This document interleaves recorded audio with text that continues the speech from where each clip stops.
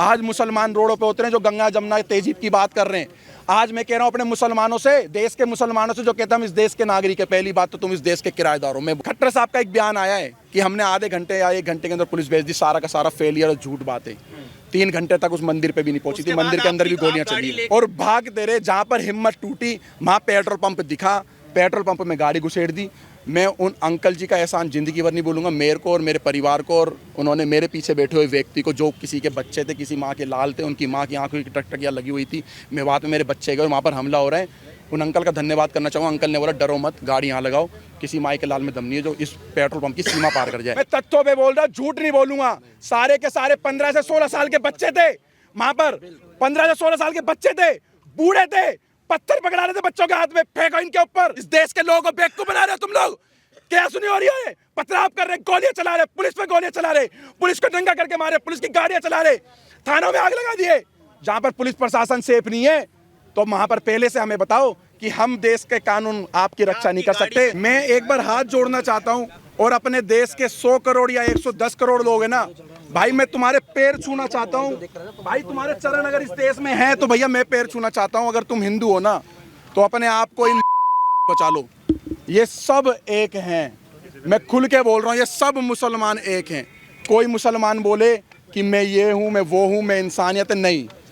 मेरे बच्चे को मौत के घाट उतार देते। मेरी गाड़ी रोकी गई, मेरी गाड़ी रोकी गई, 50-100 कम से कम मेरी गाड़ी पे चुपड़ गए, पथराव करा, ब्लैंक गोलियां चला रहे हैं कट्टों से। हमने देखा जब कश्मीर फाइल मूवी देखी थी ना हमने, तो हमारा खून ना खोल गया था हमारा उस टाइम। लेकिन जब हमारे ऊपर भी थी ना तो मुझे पता है मैंने नन्हे से 1.5 साल के बच्चे को कैसे बचाया है। मैं मर जाता, मेरा बच्चा मर जाता, या मेरी वाइफ मर जाती, अगर भगवान मेरा राम अगर मुझे बचा देता ना, तो मैं इस देश के संविधान, इस देश के कानून को साइड में कर देता। अगर मेरा बच्चा मर जाता, जहां पर इस देश का संविधान हमारे बच्चों को और हमारे परिवार को, सनातन को नहीं बचा सकता, जहां पर ये पुलिस आर्मी और हमारे देश को नहीं बचा सकती, आईपीसी धारा ही नहीं बचा सकती, जहां पर पुलिस वालों पे गोली चल रही है, जहां पे बड़ी बड़ी अधिकारियों को मेवात जैसे एरिया में डंपरों से कुचल दिया जाता है, तो वहां पर इतनी बड़ी यात्रा हो रही थी, 1 लाख से 1.5 लाख व्यक्तियों की, सनातनियों की पूजा करने जा रहे थे, आराध्य करने, अपने आराध्य भोले शंकर जी की। तो वहां पर आर्मी कहां गई, आपकी पुलिस प्रोटेक्शन कहां गई? 500 पुलिस वालों से 1.5 लाख बंदों की सुरक्षा आप करवा रहे थे। 2 से 3 दिन पहले से उन्होंने चैलेंज कर रखा था, बरगली चौक पे जो आएगा मौत के घाट उतारेंगे। ऐसी वीडियो। जो पत्थरबाज थे वो पसबंदा थे या अशरफ थे? वो सारे मुसलमान थे। आप पसबंदा नहीं होता जी भाई साहब। कब तब आप राजनीति करोगे? गुजर, जाट, बावन, दलितों को वहां पर ऐसा दौड़ा करके मारा जा रहा था। औरतों का मांग का संदूर देख करके पत्थर मारा जा रहा था औरतों के मुंह पे। हाथ पे कलावा देख के, हाथ पे तरसूल देख करके हाथ काटे जा रहे थे वहां पर। हमारी गाड़ियों पे बजरंग दल लिखा या कुछ लिखा हुआ, कोई झंडा लगा हुआ था, उसको टारगेट बना करके मारा जा रहा था। प्री प्लान था, पूरा प्री प्लान था, पूरा प्री प्लान। 30 तारीख को फरीदाबाद के अंदर मैं कह रहा हूँ 100 में से 90% की दुकानें बंद थी, मीट की और बिरयानियों की, क्योंकि इनको इन द्वारा एक आदेश हो रखा को कि हिंदू जा रहे हैं मेवात, और आज ऐसी जगह पे जा रहे हैं कि जहां पर हिंदू लाख हो जाएगा और 50,000 से ज़्यादा हिंदुओं का मौत की घाट उतारा जाएगा। मैं आपको सच बता रहा हूं, मैं कोई आपको झूठ नहीं बता रहा। जब मेरी गाड़ी में आप गाड़ी में कितने लोग थे, आप किस तरीके से, कितने बजे की गाड़ी में हम 7, अचानक क्या हुआ वो बताइए। हम लोग 7 से 8 जने थे। जैसे ही हम लोग बरगली चौक वाले रोड पे जैसे ही हम लोग आगे की तरफ बढ़ते हैं तो हमें दिखता है कि कुछ लोग बाइक के पास खड़े हैं, 6-7 बंदे बाइक ठीक कर रहे हैं। हमें थोड़ा सा शंका हुई कि 6-7 बंदे बाइक ठीक कर रहे हैं। आगे एक ऑटो, कम से कम 10-15 बंदे ऑटो ठीक करने में लग रहे हैं। एक ट्रक, एक डंपर के आगे उन्होंने बाइक को लिटा रखा और ट्रक वाले की गर्वान पकड़ रखी है। सब एक प्री प्लान था कि एक हवा बना रहा था कि भाई लगे किसी को कि हम लोग ये हादसे में खड़े हुए, लेकिन वो हादसे में नहीं थे। वो पूरा एक फ्रेम बना करके घेरने की इंतजार करते, जितने अंदर जा रहे हैं जाने दो। उसके बाद एक की लाश वहाँ से निकलती, एक की लाश वहाँ से निकलती। और हिंदुस्तान के अंदर ऐसा हो गया कि जैसे आज से कम 20-30 साल, 25 साल, 50 साल पहले अमरनाथ की यात्रा में होता होगा या हुआ है, या जैसे कश्मीर के अंदर हुआ है, जैसे कलकत्ता में हुआ है, कर्नाटक में हुआ है, केरल में हुआ है। आज हमें पर जब बीती तो हमें लगा कि सच में ये सब मुसलमान एक जैसे हैं। आज मुसलमानों को रोडों पे उतरना चाहिए। आज मुसलमान रोडों पे उतरे जो गंगा जमुना तहजीब की बात कर रहे हैं।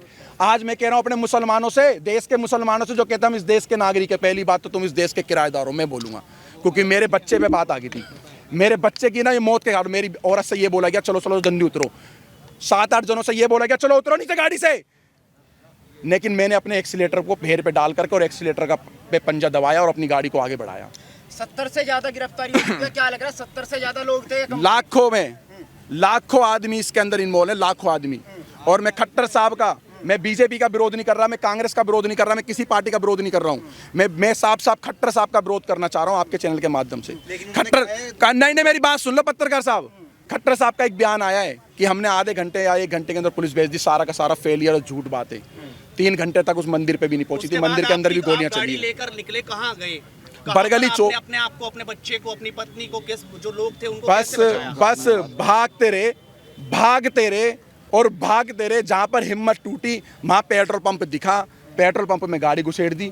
मैं उन अंकल जी का एहसान जिंदगी भर नहीं भूलूंगा, मेरे को और मेरे परिवार को, और उन्होंने मेरे पीछे बैठे हुए व्यक्ति को, जो किसी के बच्चे थे, किसी माँ के लाल थे, उनकी माँ की आंखों की टकटकियाँ लगी हुई थी, मैं बात में मेरे बच्चे गए और वहाँ पर हमला हो रहा है। उन अंकल का धन्यवाद करना चाहूँगा। अंकल ने बोला डरो मत, गाड़ी यहाँ लगाओ, किसी माई के लाल में दम नहीं है जो इस पेट्रोल पंप की सीमा पार कर जाए। पेट्रोल पंप पे आए और रेकी कर रहे थे बाइक और कार से पेट्रोल पंप के सामने कि हाँ यहाँ ये लड़ फंसे हुए हैं ये सारे के सारे, और मैंने भगवा, यही कपड़ा चेंज नहीं हुआ मेरा कल से, यही कपड़ा है मेरे पास, यही। इसको देख के टारगेट कर रहे थे कि अगर वो सारे का 200-250 की संख्या में आ जाते तो हमें पेट्रोल पंप पे ही मार देते, तो पेट्रोल पंप पे भी आग लगा देते। वो इस चीज़ को अंजाम देने वाले थे। फेंकने वालों में महिलाएं भी शामिल थी? पत्थर फेंकने वालों में महिलाओं का मेरे को नहीं पता, मैं झूठ बिल्कुल नहीं बोलूंगा। मैंने अपनी नहीं जी, किसी ने भी देखियो, मैं तथ्यों पे बोल रहा, झूठ नहीं बोलूंगा। सारे के सारे 15 से 16 साल के बच्चे थे वहां पर, 15 से 16 साल के बच्चे थे, बूढ़े थे, पत्थर पकड़ा रहे थे बच्चों के हाथ में, फेंको इनके ऊपर। भारत के अंदर ये हाल कर दिया। अगर पुलिस और कानून और प्रशासन अगर हमारी रक्षा सुरक्षा नहीं कर सकता ना, तो हम स्वयं करेंगे, आप पीछे हट जाओ। वो 15 मिनट की धमकी देते थे, मैं कह रहा हूं 5 हम अपने देश में ही बता देंगे, इस भारत के अंदर ही बता देंगे हम अपने धर्म की कैसे रक्षा कर सकते हैं। इतना कायर बुज़दिल समझ रखा है तुम लोगों ने हिंदुओं को, इतना कायर बुज़दिल। और सारे पत्रकारों से हाथ जोड़ के निवेदन कर रहा हूं, सच दिखाना, झूठ मत दिखाना। ये दलाल पत्रकार, सोशल मीडिया के बड़े बड़े चैनल वाले ये बता रहे कि हमारे हाईवे पर भाई साहब 50-60 की स्पीड में क्या सुनी हो रही है। अरे नलाई को पढ़ाई भी करिए किसी स्कूल में, KG LKG UKG, पहली दूसरी 10वीं 12वीं BA कुछ कर रखी है। अनपढ़ो, इस देश के लोगों को बेवकूफ बना रहे हो तुम लोग। क्या सुनी हो रही है? पथराव कर रहे, गोलियां चला रहे, पुलिस पे गोलियां चला रहे, पुलिस को दंगा करके मारे, पुलिस की गाड़ियां चला रहे, थानों में आग लगा दिए। जहां पर पुलिस प्रशासन सेफ नहीं है तो वहां पर पहले से हमें बताओ कि हम देश के कानून आपकी रक्षा नहीं कर सकते। गोली भी चली, मेरी गाड़ी पे गोली नहीं चली, मेरी गाड़ी के सामने से बिल्कुल गोली गई है, हवा में गोली फायर करी उन्होंने कट्टों से।